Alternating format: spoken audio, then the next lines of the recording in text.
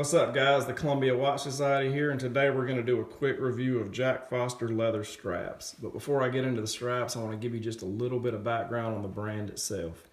Matt Crowder, the owner and founder of Jack Foster, began learning the art of working with leather from his great uncle who had a small leather business that he ran out of the basement of his home in upstate of South Carolina.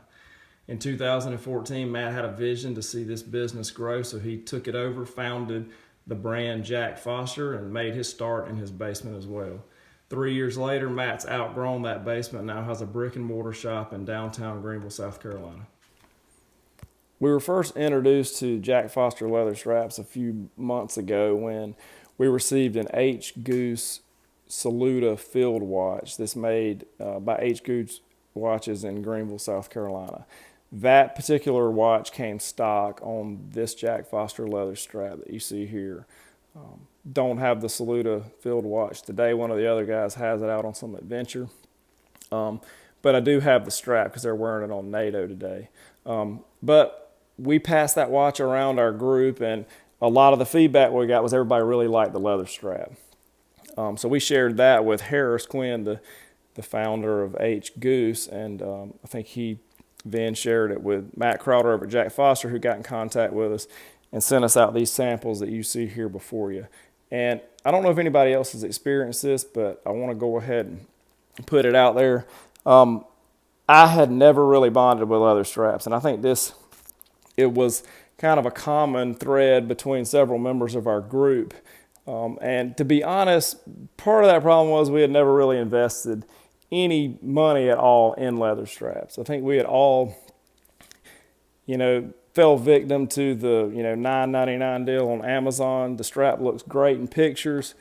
When you get it in, it looks good when it arrives. You put it on your wrist, just not very comfortable at all. Quality's not there. And then after a couple days, the band just ends up in the drawer or just giving it away. So that was kind of our experience. So leather really wasn't even the picture. Like, huge NATO fan. I probably have 50 NATO straps personally, and just absolutely love them. Love changing out straps. Change out straps about as much as I do my socks. But there was really no leather strap that I had that I even cared to put on my watch until I was introduced to Jack Foster. So Jack Foster straps come in several different leather types and several different strap types. Leather types include Chromexil, Dublin, Shell Cordovan, Essex, and then exotic leather straps like shark skin, ostrich, and so forth and so on. I don't know anything about the different types of leather or the processes to make those leather. So if you want to understand that, you can go read a little bit more on jackfoster.com. Matt's provided some explanation, and you can even dig deeper. All that information really doesn't interest me. I'm just looking for something that looks good and feels good. So we're just going to stick with that. The different strap types, he's got it divided up on his website in 3 different collections. You've got your standard collection, your premium collection, and then your military collection. So just jumping right in and talk about the standard collection. Of the straps that you see pictured here, 2 of them fall in that collection. The first here in the English tan, I think this is a Dublin leather, and this one here that's on this Seiko turtle, and this is a dark brown Chromexil, I think. But just some significant features of the standard collection. One single piece of leather that is approximately 2 millimeters thick. The back's unfinished. Just overall features, just very soft, very pliable. From the minute that you put your watch on a strap from this collection, it's broken in immediately. There's not really any time that you have to wear it to really get that soft feel. So that really appealed to me. And when we first received these straps, I immediately put this one here on this watch, and that was over a month ago, and I haven't taken it off since, which says a lot because I'm generally taking these things off the strap several times a week and putting them on other straps.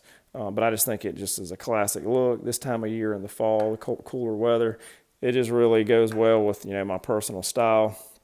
It matches belts and shoes that I have, so I really just like that one. It's super comfortable. So moving right along to the premium collection of the straps that you see pictured, the two that would fall within that category are these last two. This one here in English tan and this one in brown English bridal. What sets these straps apart from the standard collection will be their thickness. They are slightly thicker because they're actually two pieces of leather sewn together. So they're running from like 4 to 5 millimeters. As far as comfort and feel, still very comfortable straps, but they do take a little bit more time to break in. Like I said, the standard ones, you put them on, they're immediately feel like a strap that you've had for, a full year. These, within a couple hours, a couple days, they just get softer and softer. I wore this one here for a few weeks, and you can see it's well broken in. And this English Bride one, I've worn this one less, but it's softening up, and just you feel like you've really got a good quality strap on with this. I'll have to say that. And the stitching just gives it, something a little bit extra, and just looks really cool. All right, so lastly, I want to talk about this particular strap here, which falls in Jack Foster's military collection. This is your standard one-piece NATO design. As far as thickness, this would be close to what you see in that standard collection, because it's just one piece of leather, unfinished on the back. This one here, I've added the bun pad on this one, but you can easily take this off if you don't particularly like that and just have your standard strap. I've never really been a big fan of the bun pad. I didn't even really know it was called until Matt we were exchanging some emails, and he was like, I think you'd really like it. I'm going to send out one for try it. And I've been pleasantly surprised with it. It's not something that I want to wear all the time. It doesn't really go with my, what I typically wear to work. I dress up for the most part, but it's something cool to have on the weekends when you're just out and about. It just, makes it look like a completely different watch. So I've really liked it. Now, within that NATO, or the military collection, excuse me, they do have two-piece options in all your different leather varieties that have these nice loops on it as well. And this particular strap comes in 3 different lengths. So depending on how you like to wear your NATO, if you like to tuck that, that tail back like you would on a traditional NATO strap, you can, or you can get it a little bit shorter so you don't have to do the tucking. With the leather being a lot thicker than your standard NATO, I like the shorter model so I don't have to tuck it back. It just feels like a cleaner fit for me personally. But overall, just really like this strap.